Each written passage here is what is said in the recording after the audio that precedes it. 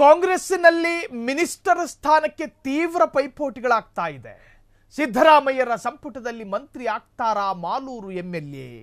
ನನಗೆ ಮಂತ್ರಿ ಸ್ಥಾನ ಮತ್ತು ಕೆಎಂಎಫ್ ಅಧ್ಯಕ್ಷ ಸ್ಥಾನ ಬೇಕೇ ಬೇಕು. ತಾಯಿಯ ಮೂರನೇ ಮಗ ಹಠ ಹಿಡಿದಂಗೆ ಹಿಡಿದು ಕೂತವ್ರೆ. ಸಿದ್ದರಾಮಯ್ಯರ ಸಂಪುಟದಲ್ಲಿ ಮಂತ್ರಿ ಆಗ್ತಾರಾ ಮಾಲೂರು ಎಂಎಲ್ಎ? ಇನ್ನೂ ರಿಸಲ್ಟ್ ಬಂದಿಲ್ಲ. ಅವರು ಪರಿಪೂರ್ಣ ಶಾಸಕರು ಅನ್ನುವುದಕ್ಕೆ ಕೋರ್ಟ್ ತೀರ್ಮಾನ ಕೊಡಬೇಕು. ನನಗೆ ಮಂತ್ರಿಯ ಸ್ಥಾನ ಅಥವಾ ಕೆಎಂಎಫ್ನ ಅಧ್ಯಕ್ಷ ಸ್ಥಾನ ಬೇಕು.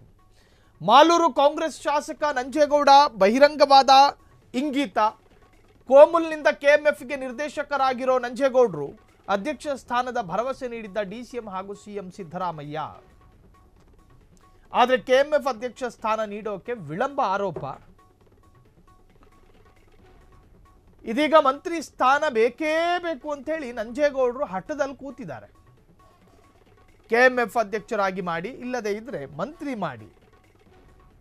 ಡಿಸಿಎಂ ಮತ್ತು ಸಿಎಂಗೆ ಡಿಮ್ಯಾಂಡ್ ಮಾಡಿರುವಂತಹ ಶಾಸಕ ನಂಜೇಗೌಡರು. ಇನ್ನು ನಂಜೇಗೌಡರ ಡಿಮ್ಯಾಂಡ್ ಅನ್ನು ಪೂರೈಸೋದಕ್ಕೆ ಇವರಿಗೆ ಸಾಧ್ಯ ಆಗುತ್ತಾ ಅನ್ನೋದೇ ಪ್ರಶ್ನೆ.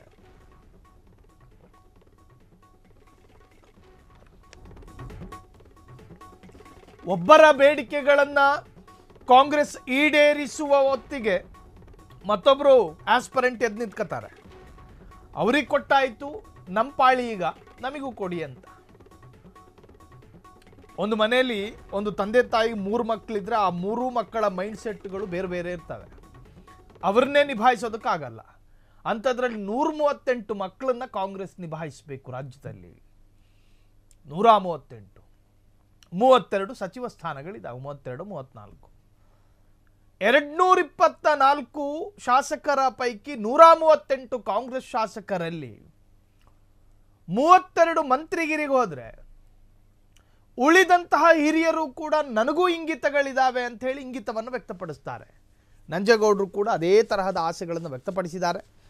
ಮಾಲೂರು ಕಾಂಗ್ರೆಸ್ನ ಶಾಸಕ ನಂಜೇಗೌಡ ಬಹಿರಂಗ ಡಿಮ್ಯಾಂಡು. ಕೋಮುಲ್ನಿಂದ ಕೆಎಂಎಫ್ಗೆ ನಿರ್ದೇಶಕರಾಗಿರುವಂತಹ ನಂಜೇಗೌಡ ಅಧ್ಯಕ್ಷ ಸ್ಥಾನದ ಭರವಸೆ ನೀಡಿದ್ದ ಡಿಸಿಎಂ ಹಾಗೂ ಸಿಎಂ ಸಿದ್ದು ಆಯಕಟ್ಟಿನ ಖಾತೆಗಳನ್ನು ಕೇಳುವಾಗ ಕೆಲವೊಮ್ಮೆ ರಾಜ್ಯ ಮಟ್ಟದ ನಾಯಕರಿಗೆ ಅದು ಕಸಿವಿಸಿ ಉಂಟು ಮಾಡುತ್ತೆ.